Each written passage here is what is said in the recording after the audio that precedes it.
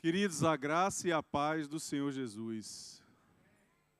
Muito boa noite a todos, sejam muito bem-vindos. Prazer imenso estar aqui com vocês hoje. Como eu já tinha falado para os irmãos na oração, o pastor Alexandre disse que o culto de ceia é o culto mais importante do mês. Se o culto de ceia é o culto mais importante do mês, o culto de Páscoa é o culto mais importante do ano. O culto de Páscoa, a celebração da Páscoa, é a celebração mais importante em Cristo Jesus.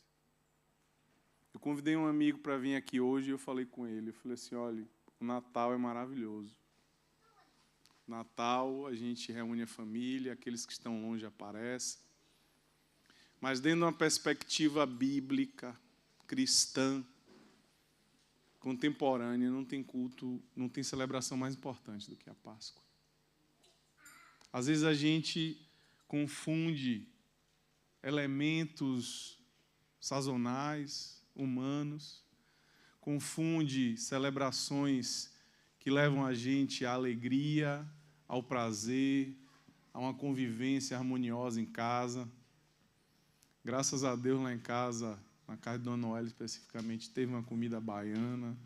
Celebramos a sexta-feira literalmente como bom baianos, como queca, peixe, vatapá, caruru.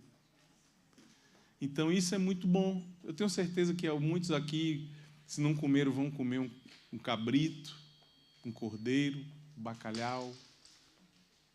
Outros vão comer o que lhe apetece, frango, carne, o que for. Mas vão estar celebrando algo.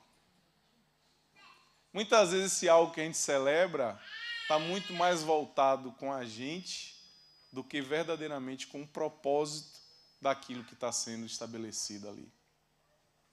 A Páscoa, ela traz para nós uma mensagem de uma contundência, de uma força e de uma relevância que, se a gente se ater simplesmente aos elementos de alegria e satisfação que nós temos nessa época, seja as férias para aqueles que estudaram, seja o feriado da sexta ou da segunda, seja o chocolate.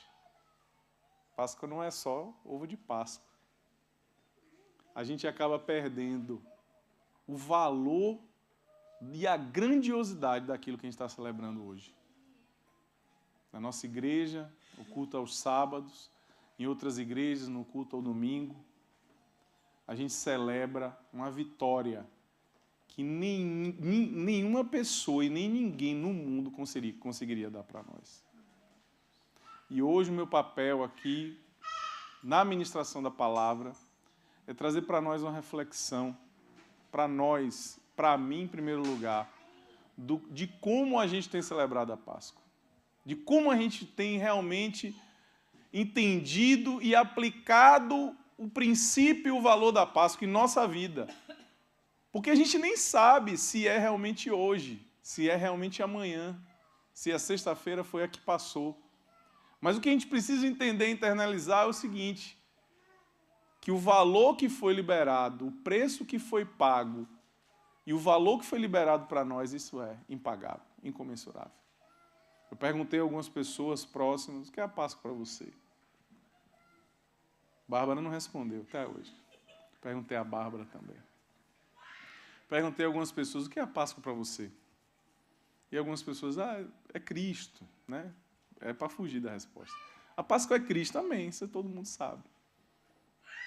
Para outros, eu tenho um amigo, pastor Larry, Povo do Lanhoso, que ele, para conseguir trazer a essência da Páscoa para casa, ele fez um teatro, como a gente fez aqui. Ele fez um teatro na casa dele.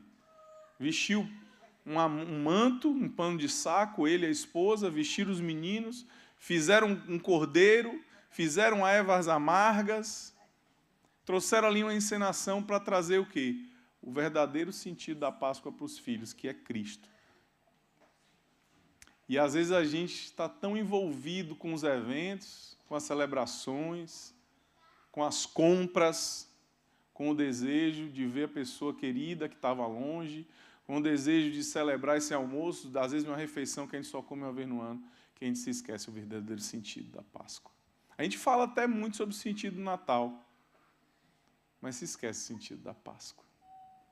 E é isso que a gente vai conversar hoje um bocadinho. Rodrigo, por favor, eu trouxe uns slides para referenciar a gente. E eu queria começar com esse tema, celebrando a Páscoa com Cristo. Celebrando a Páscoa com Jesus Cristo em nossa casa.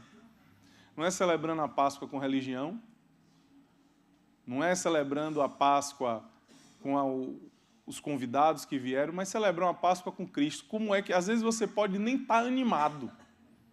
Eu não sou aquela pessoa que está na primeira lugar da fila para fazer festa, não.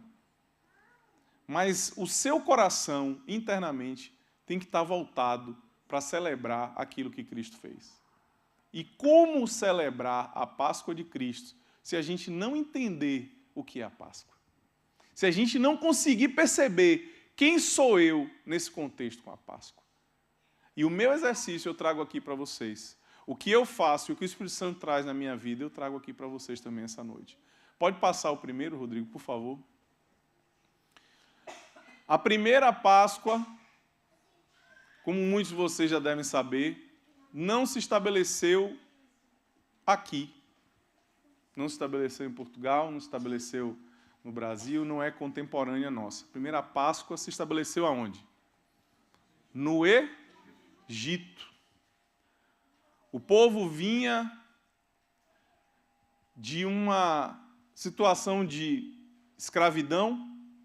O povo hebreu, o povo de Deus, vinha de uma situação de opressão. Faraó esmagando o povo com o medo desse povo crescer ainda mais e tomar um lado político que fosse contra o governo dele. E ele começou a colocar sobre as pessoas mais peso, mais trabalho, mais jugo. Colocar sobre as pessoas mais escassez. E nesse sentido, Deus levanta Moisés, que estava pastoreando, e Moisés se levanta como a voz de Deus. Um homem que entendia, ouvia e proclamava a voz de Deus, mesmo com medo, mesmo com receio, mesmo sendo gago, com limitação vocal, em alguns momentos tendo que ser interpretado por Arão, irmão dele, levou até Faraó o quê? A vontade de Deus para o povo de Israel. E aí vocês já conhecem também as pragas que foram colocadas sobre o povo do Egito, até que chegou num ponto de virada, até que chegou num ponto em que não era mais sustentado, e que a vontade de Faraó tinha que roer, tinha que quebrar. E esse ponto foi o ponto da 10ª praga, que seria exatamente a morte dos primogênitos do Egito.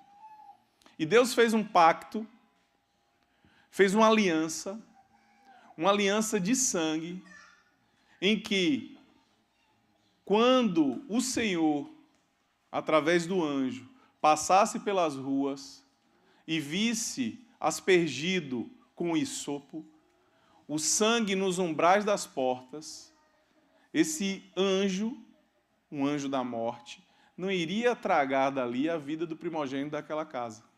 Essa foi a orientação que Moisés deu para o povo de Deus.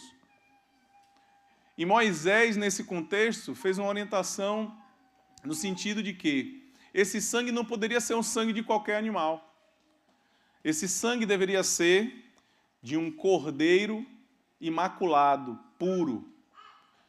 E que esse cordeiro servisse também de alimento para aquela família. Se uma família não desse conta de comer um cordeiro todo, ela teria que chamar outras famílias para conseguir dar conta de comer aquele cordeiro todo, por completo. E nem os ossos desse animal poderiam ser desperdiçados. Esses ossos iam ser postos sob fogo. E lá no livro de Êxodo, capítulo 12, ele dá, nomeadamente no versículo 24, ele dá essa ordem ao povo: obedeçam a estas instruções. como decreto perpétuo, decreto para sempre, para vocês e para os seus descendentes. E assim foi celebrada a primeira Páscoa. Depois que esse povo juntou o cordeiro, as ervas amargas, o pão sem fermento, comeu, eles tinham que comer vestidos para sair. E eles fizeram essa refeição e saíram. Nesse sentido, o anjo passou pelas portas, passou pelas ruas e levou todos os primogênitos que não tinham o símbolo do sangue do cordeiro. E a partir daí o povo começa a celebrar a Páscoa judaica. Essa Páscoa que é celebrada com cordeiro, que é celebrada com ervas amargas, que é celebrada com pão sem fermento, que é celebrada com rituais específicos, que é celebrada com roupas específicas, e se tornou uma data comemorativa. Eu conheço judeus, tenho amigos judeus, e realmente é um evento diferenciado na casa deles. O talher é diferenciado, a mesa é diferenciada, as roupas são diferenciadas. E eles fazem daquilo um evento maravilhoso, mas não entendem essencialmente o que estava sendo colocado ali. Por quê? Porque esse evento, ele não tem o objetivo de pôr um fim na necessidade do homem ser redimido do pecado. Esse evento, ele vem como uma sombra, como uma ilustração, como algo que está sendo projetado para que a gente veja, como esse projetor está projetando lá atrás. Algo que a gente coloca aqui para ser enxergado lá na frente. E quando é que esse lá na frente acontece? Pode virar para o próximo slide, Rodrigo, por favor. Quando o verdadeiro Cordeiro se entrega por nós. Quando o Cordeiro Pascal se entrega por nós.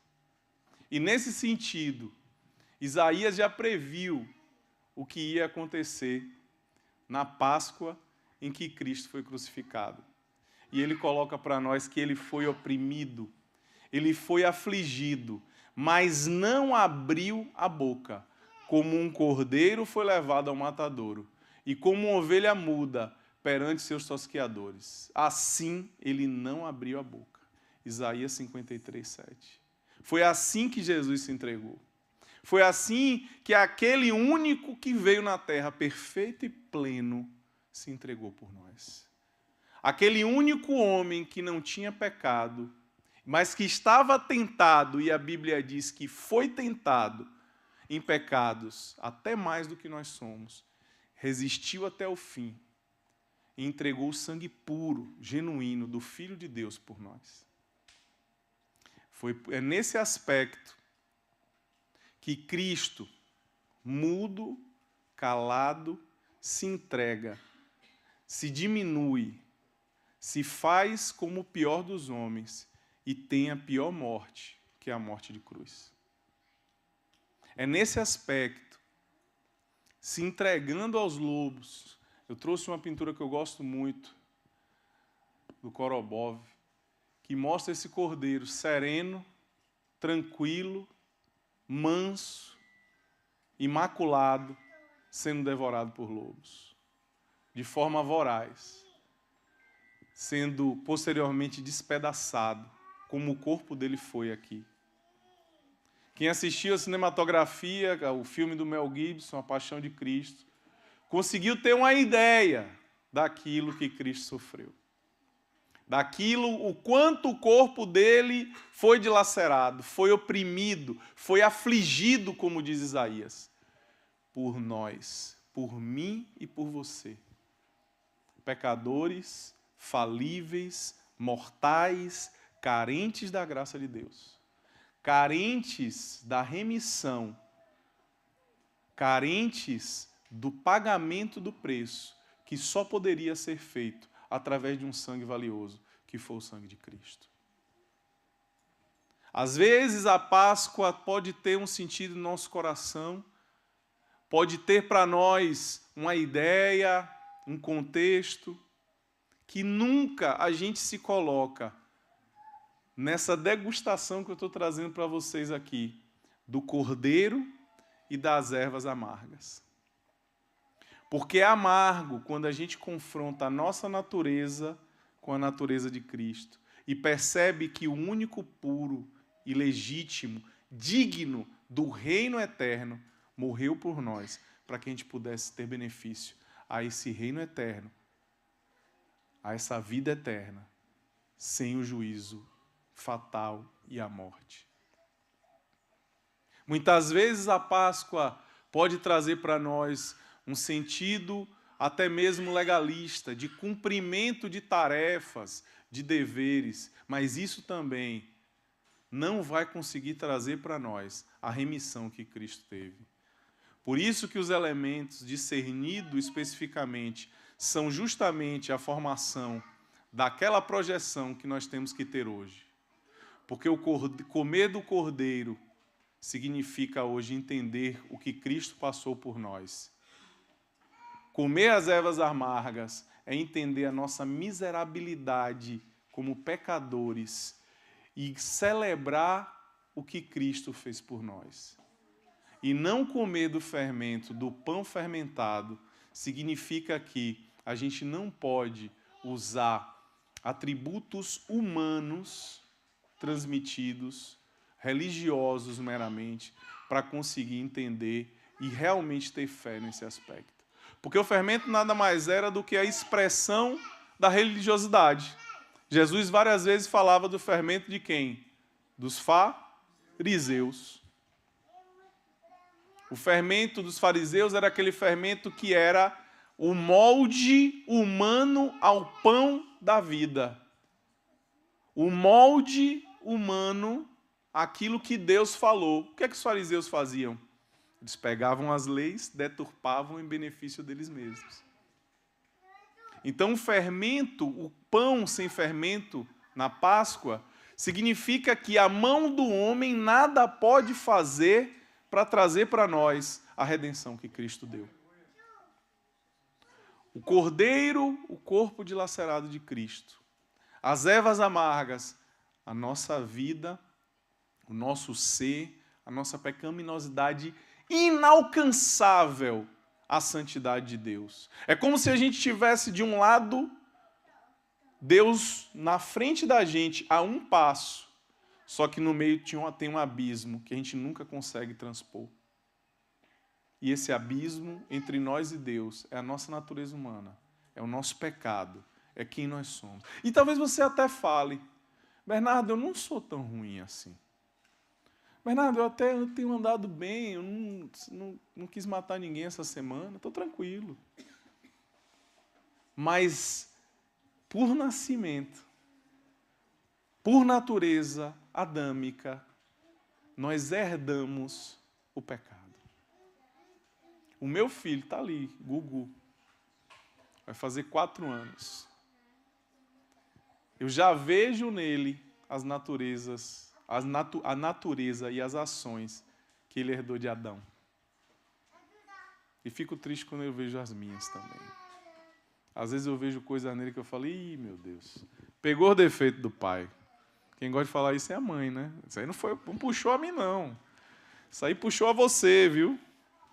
Por quê? Porque sem querer, sem escolher, sem fazer nada voluntariamente, ele já trouxe nele o mal. Ele já trouxe nele o pecado.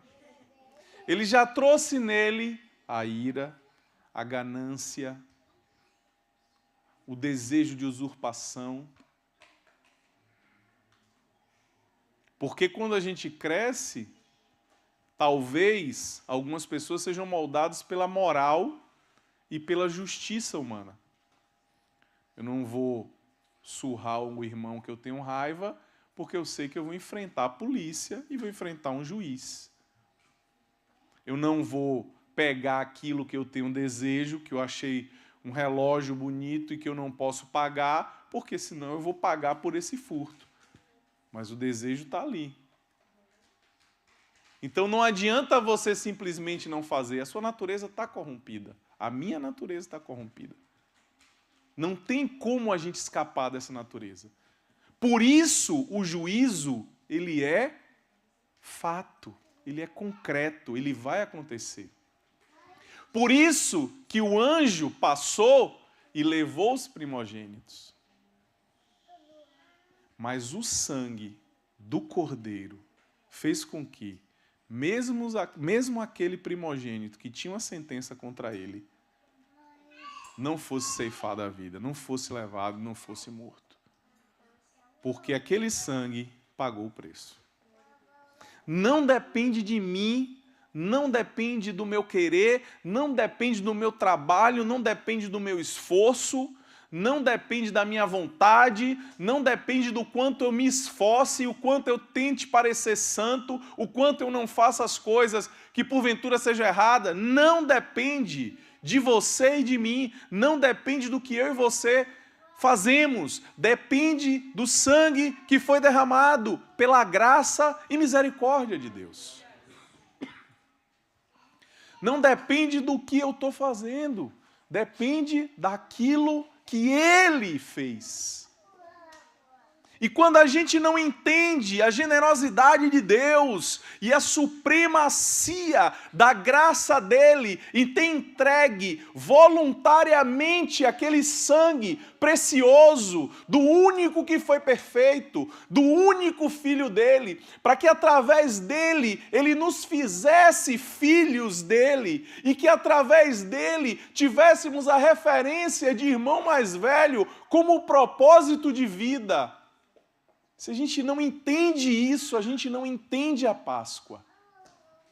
Se a gente não celebra isso, a gente não consegue celebrar a Páscoa. Esse cordeiro puro, imaculado, simples, inofensivo, dilacerado por lobos ferozes, que são os nossos pecados, as nossas ações, os nossos desejos carnais, muitas vezes secretos, até mesmo o olho daquela pessoa mais próxima dentro de casa. As nossas carnalidades, pensamentos que nós lutamos na nossa cabeça para que eles deixem de permanecer, mas existem. Ações camufladas por meio de um telefone, ações camufladas por meio dos vidros fechados dos nossos carros, veículos, ações camufladas por recebimentos de dinheiro em mão quando deveriam passar pela conta bancária e ser tributados, ações camufladas de sorrisos e aperto de mão enquanto o ódio destila como veneno dos dentes da serpente. Ações camufladas de companheirismo, quando a repugna atinge aquele irmão que não tem nada a ver com o que a gente pensa e inflige sobre nós o seu jeito de ser. Vocês estão entendendo o que eu estou falando? Você não precisa sair daqui e assaltar um carro forte, um banco, matar, roubar, não! Nós estamos impregnados desse pecado diariamente. Pela falta de perdão, pela falta de amor, pela falta de benignidade, pela falta de bondade. É quando a gente passa pelo chão e vê um papel, simbolicamente, e não apanha. E aquele papel muitas vezes é o nosso irmão, que a gente está passando num estado de necessidade e não se abaixa para apoiar. Essa natureza não compete a mim, nem a você querer eliminar, porque ela não vai ser eliminada enquanto nós estivermos aqui nesse corpo carnal. O que nós temos hoje é a esperança de uma mesa que foi preparada e nós somos convidados a desfrutar de uma ceia que nos permite entrar nesse reino. Não tem nada, não tem religião, não tem igreja X, Y ou Z que vá te levar a Cristo sem entender e aceitar o sangue do Cordeiro.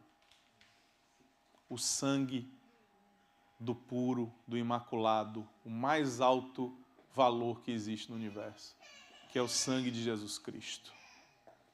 Não tem como celebrar a Páscoa verdadeiramente. E aí, Rodrigo, se você quiser, por favor, passe o próximo slide. Não tem como celebrar a Páscoa se a gente não entender isso. E ele deixou para nós em todos os evangelhos, cada um com suas peculiaridades.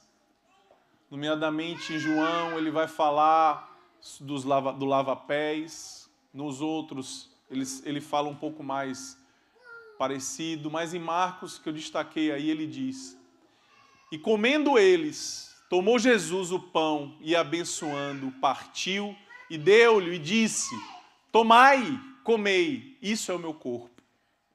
Foi o cordeiro dilacerado, que partiu o corpo dele.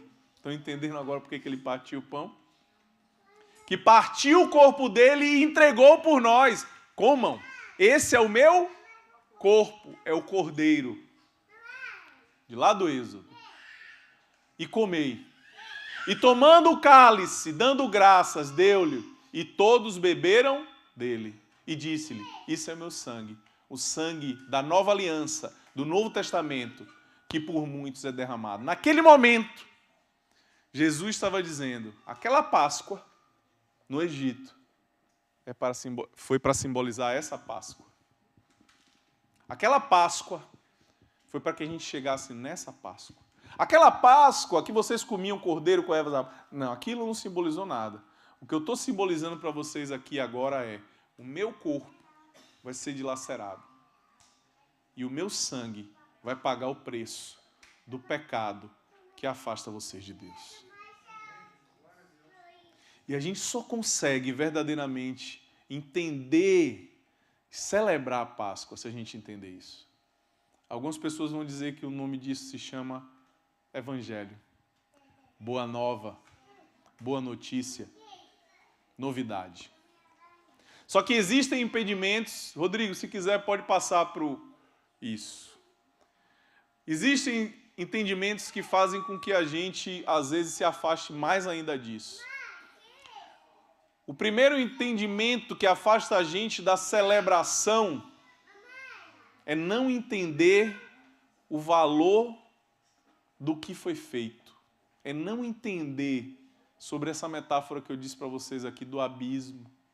É não entender a distância que as nossas ações, os nossos atos, o nosso jeito de ser, por mais que a gente faça tudo certo, a gente não consegue alcançar o que foi pago. Não consegue. É impagável. Às vezes a pessoa tem ali uma dívida que já chegaram para mim falar: doutor, essa dívida é impagável. Eu vou ter que aguardar algum outro método. No Brasil tinha uma coisa que se chamava refis, que era como se fosse uma celebração de tempos em tempos que havia uma amortização da dívida fiscal. Eu vou ter que aguardar um refis, eu não sei o que eu vou fazer da minha vida. E ela chegava no desespero de falar: algumas pessoas eu já vi morrerem e entregarem a vida, ceifarem a vida por dívidas. Principalmente donos de empresa. Outras pessoas entendem que a esperança delas por ter dívida fazem dela uma pessoa pior do que outras. Só que todos nós aqui estamos eternamente endividados. E só quem crê e entende o tamanho da dívida que foi paga, entende o quanto Jesus fez por nós na cruz do Calvário. E mais uma vez eu digo, amigos, irmãos, não é religião. É fé e graça. É acreditar e desfrutar e celebrar o que Cristo fez por nós. A gente não consegue alcançar isso. Eu não consigo alcançar isso matando bois. Eu não consigo alcançar isso matando frangos, cordeiros. Eu não consigo alcançar isso sendo bonzinho, sendo a pessoa simpática, sorridente, carismática, que vai para a rua distribuir ajuda aos necessitados. Não consigo fazer isso por ações. Mas eu consigo fazer isso crendo em Cristo como meu Salvador através do sangue dele. Não tem outro jeito. Ele nos deu esse pagamento para remir, pagar, definir, zerar a nossa dívida com Deus. E se você crê, se você entende que isso é para a sua vida e confessa isso, você já pode celebrar. Você já pode se alegrar. Mas sabe por que a gente não se alegra e não celebra? Porque a gente não entende o valor. Vamos fazer aqui uma suposição. Vamos dizer que hoje você deve 500 mil euros à entidade mais voraz de qualquer lugar do planeta, que se chama finanças. As finanças vão vir em cima de você com força, com contundência, com cartas, com ARs, com execuções, com tudo. E você mesmo não tendo 500 mil euros para pagar, você fica mal, você fica preocupado. Eu diria que para mim hoje 500 mil euros é impagável. Para mim.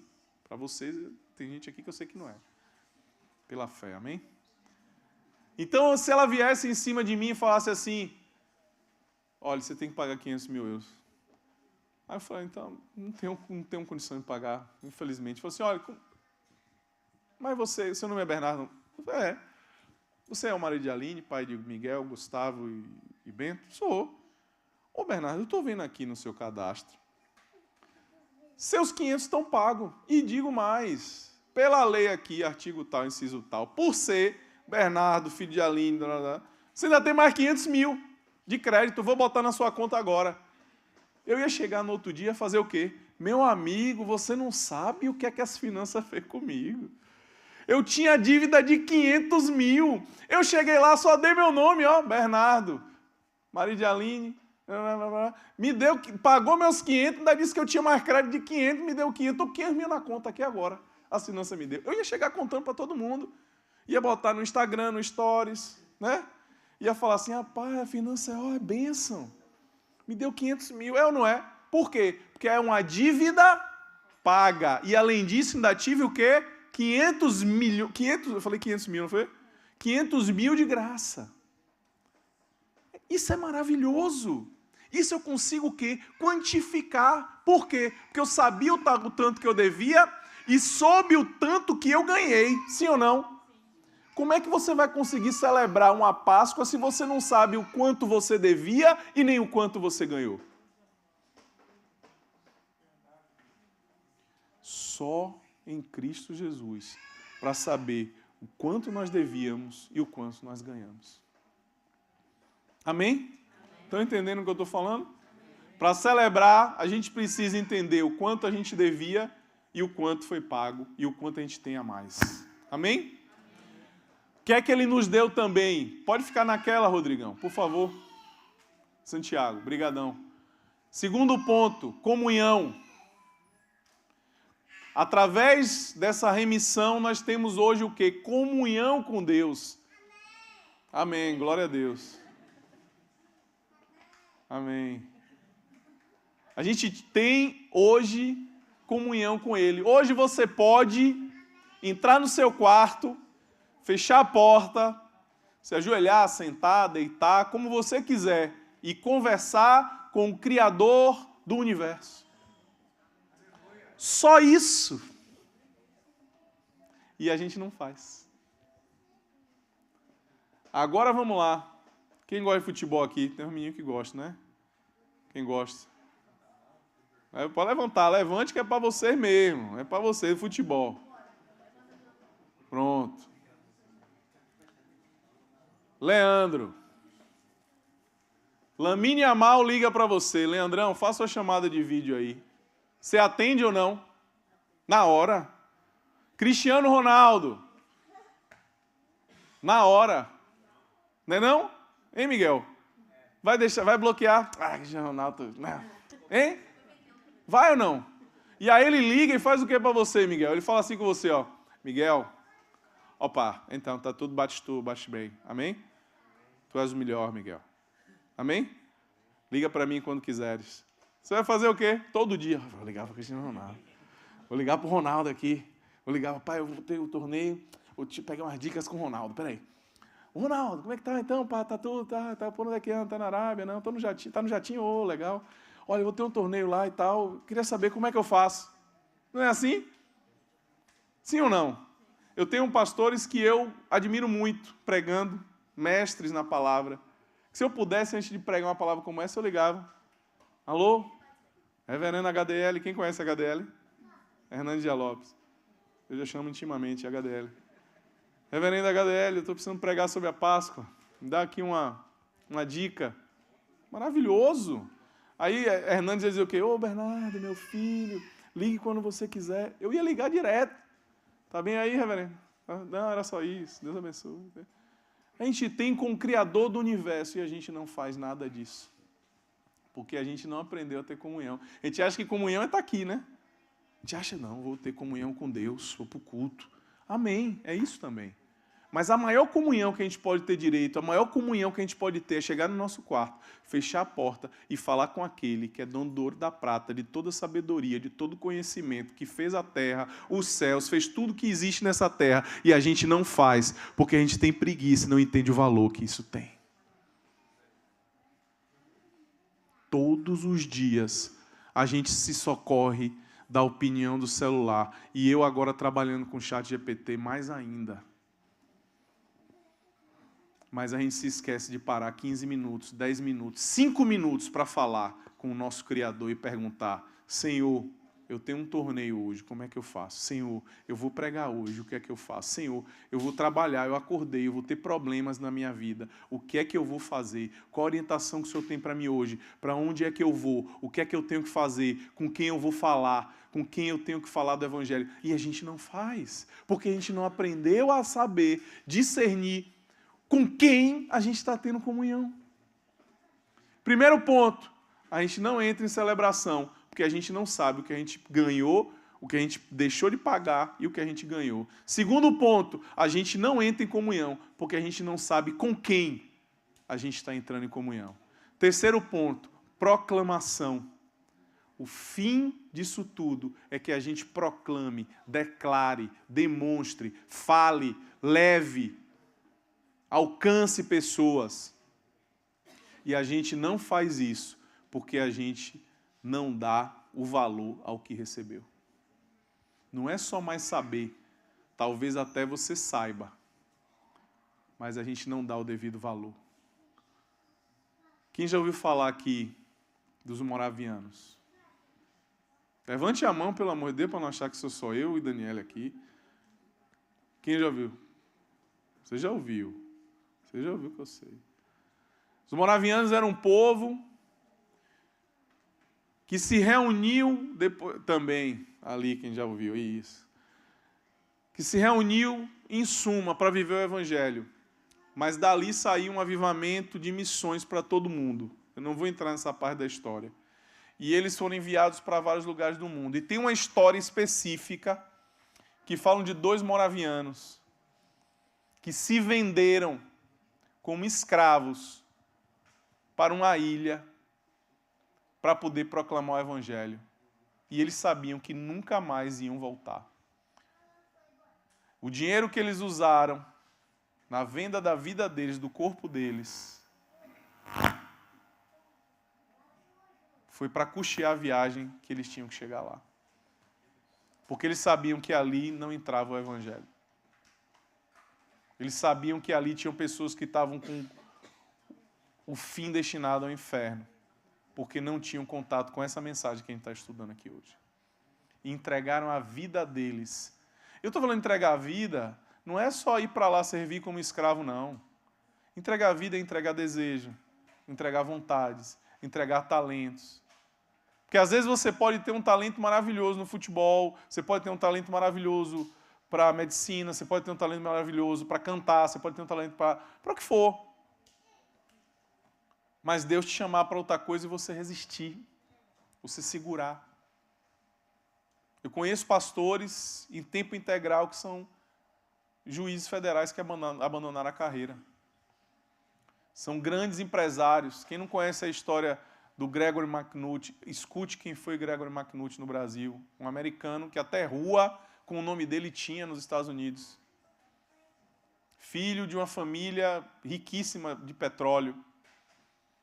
Ele pegou tudo que ele tinha e vendeu e foi para o Brasil viver com a roupa do corpo.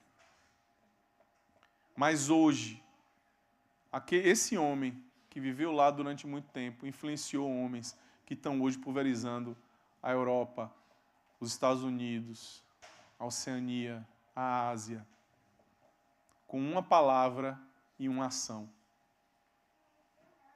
Eu ouvi uma vez, num contexto totalmente diferente de igreja, mas foi uma pessoa crente, que falou assim: quando você sabe de alguma coisa e não aplica aquela coisa imediatamente, você tem o mesmo status de quem não sabe nada.